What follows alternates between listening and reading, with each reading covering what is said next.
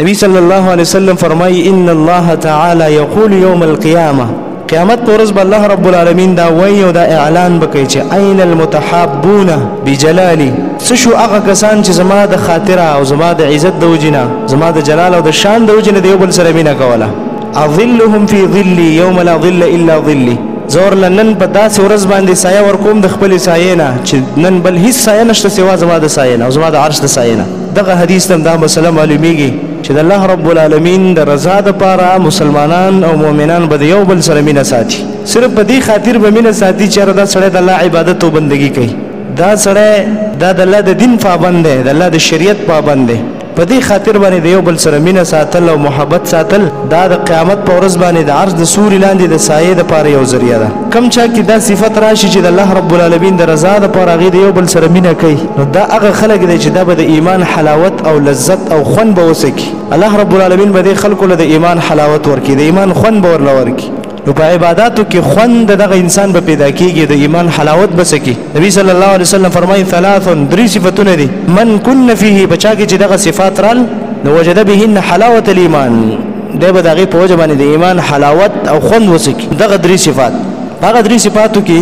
یو صفت دا ده اي يحب المرء لا يحبه الا لله، هغه دا ده چې یو سړی سره مینه وکي صرف د الله رب العالمین د رضا لپاره، الله تعالی د لپاره د یو سړی سره مینه کول، د یو مؤمن سره د یو بنده سره د رب العالمین د رضا لپاره مینه کول، دا د ایمان خوند او حلاوت انسان لور کوي. دا انسان به د خپل عبادت خوند وس کوم دینداری چې دی کوي، کوم طاعت او بندگی د الله تعالی چې دی کوي، اگر که پای کې مشقت او تکلیف ولې نه، لیکن دغه باوجود به دا بیا هم د هغه اعمالو سره مینه ساتي او دا به کوشش کوي چې به دغه اعمالو کې ښه مخکې لاړ شي او ښه د الله رب العالمین رضا پای کې ولټي. دا په څه وجه باندې د یو مؤمن بنده سره د محبت او د مینې کولو په وجه باندې اي يحب المرء لا يحبه الا لله، د یو مؤمن سره مینه کول او دا مینه صرف د الله تعالی لپاره کول، دا صفت ده چې د دې سره د انسان په عبادتو کې خوند او لذت پیدا کوي. یو بل حدیث کې دا راغلی دی، ابو ادریس الخولانی رحمه الله، معاذ بن جبل رضی الله تعالی عنہ یو جلیل القدر صحابي، هغه ته ویلې چې زه د الله رب العالمین د رضا لپاره تاسو سره مینه کوم. معاذ بن جبل رضی الله تعالی عنہ ته فرمایل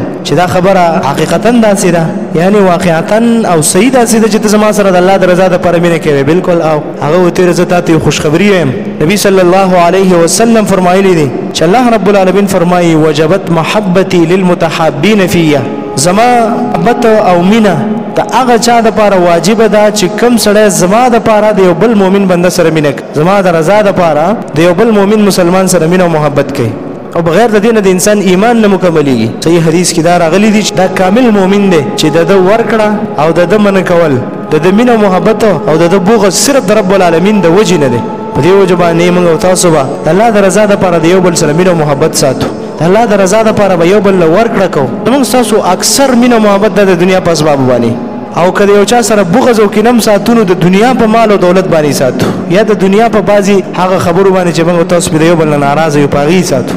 دا صفت نه ده، دا د مؤمن صفت نشي کېدلی. د مؤمن صفت بدای چې هر څه بد الله د وجې نه کوي. کله یو چا سره مینه او محبت ساتي هم د رب العالمین د رضا د وجې نه، او کله یو چا سره بغض او کینه ساتي هم د رب العالمین د نافرمانی او د مخالفت د وجې نه. په کار دا چې موږ او تاسو خپل دوستان او دشمنیان د رب العالمین د وجې نه کو، الله رب العالمین موږ تاسو له عرش د سوري لاندې ځای راکړي.